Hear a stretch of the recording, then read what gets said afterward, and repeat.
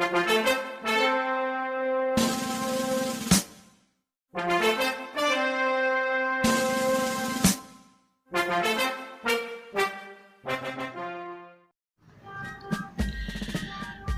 سنة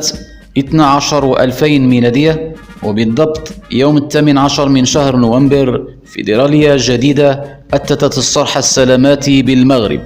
بمؤسسها السيد الحاج مصطفى وأعضاء المكتب المسير آنذاك، الذين ساهموا في جمع لم كل الجمعيات المنضوية لها قصد تكوين فيدرالية مستقلة بذاتها، ألا وهي الفيدرالية المغربية لمدربي ومهني تعليم السياقة والسلامة الطرقية.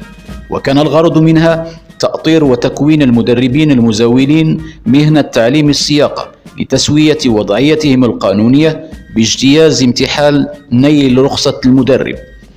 كما تخللت سيرة الفيدرالية مقابلات هامة مع الوزراء الذين مروا بالحكومة المغربية قصد وضعهم أمام المشاكل الكثيرة التي يعاني منها القطاع، وذلك في إطار انفتاحها عن المدربين والمهنيين.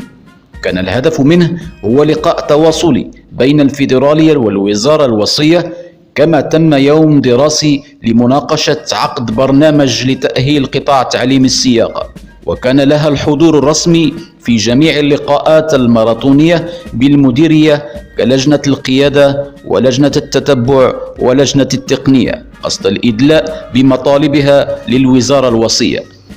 كما شاركت الفيدرالية في التكوين الذي قامت به اللجنة الوطنية لوقاية من حوادث السير لرؤساء الجمعيات مع كيفية التسيير والتدبير الشأن المالي للجمعية، وكذلك منشطين معتمدين في مجال السلامة الطرقية.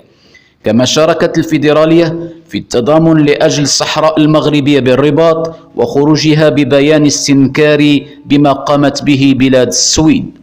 كما قامت بعدة أنشطة ومطالب أخرى تحسب للفيدرالية المغربية كالإلحاح على تكوين المدربين المقبلين على امتحان الاستثنائي للحصول على رخصة مدرب. وقد شاركت مع الهيئات الممثلة للقطاع لدراسة ملف المتضررين من الامتحان الاستثنائي. كما أصدرت الفيدرالية بيان استنكاري في حق تيليماروك، والتي بثت فيديو يسيء للمدرب تعليم السياقة بعنوان ديرني في بلاستيك.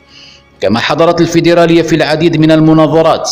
والندوات من أجل مهنة تعليم السياقة بين الواقع والرهانات المستقبلية. وقد عرفت الفيدرالية المغربية لمدربي ومهني تعليم السياقة والسلامة الطرقية عدة إنجازات ميزت حضورها الوطني في المجال السلاماتي ومؤسسات تعليم السياقة، فاجتهدت وتابرت في إيجاد حلول مستعجلة وآنية للمشاكل التي يعاني منها المدرب وأرباب المؤسسات والقطاع بصفة عامة، فأعدت بخبرة السنين التي صقلت ومعرفتها ونضج أفكارها لتسير ركب الوكالة الوطنية للسلامة الطرقية في طرح المشاكل وإيجاد الصيغة والحلول المناسبة في آن واحد، وذلك بتفعيل المشروع الكبير الذي سيكون له صدى مهم في الشارع الوطني، التزاما بما جاء في الخطابات الملكية السامية لصاحب الجلالة والمهابة أمير المؤمنين محمد السادس نصره الله وأيده بتطوير المجال الإداري وبناء استراتيجية جديدة تسير ركب الدول المتقدمة،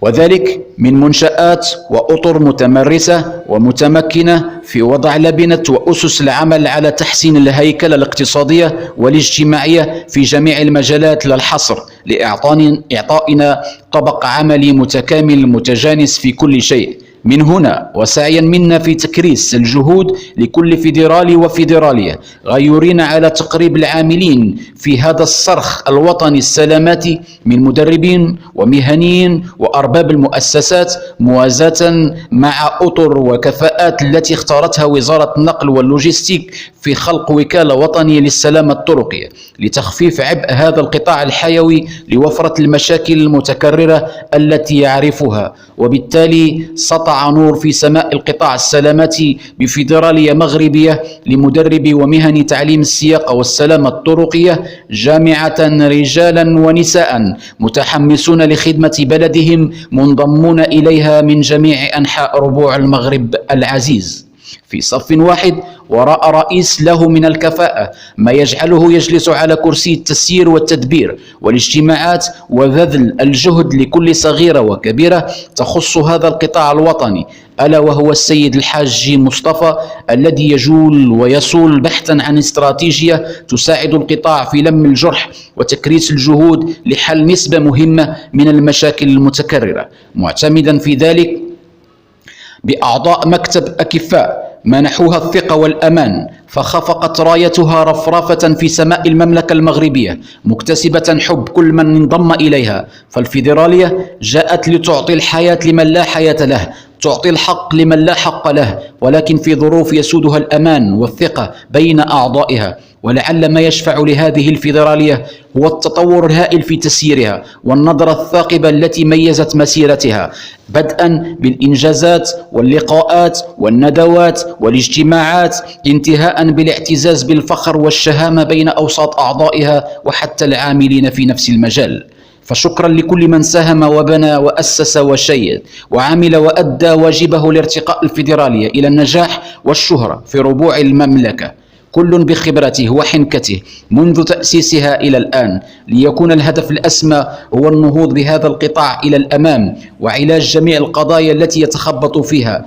لا سيما الضرر الذي يعرفه المدرب. فللفيدرالية وخصوصا في رجالاتها اليقين في تتبع ملف المتضررين وإيجاد الصيغة المناسبة لتفعيله، متفائلة بوجود أطر أكفاء يعملون في الوكالة الوطنية للسلامة الطرقية في التعاون من أجل مصلحة قطاع تعليم السياقة للقدوم به إلى الأمام بحول الله تعالى وبركاته.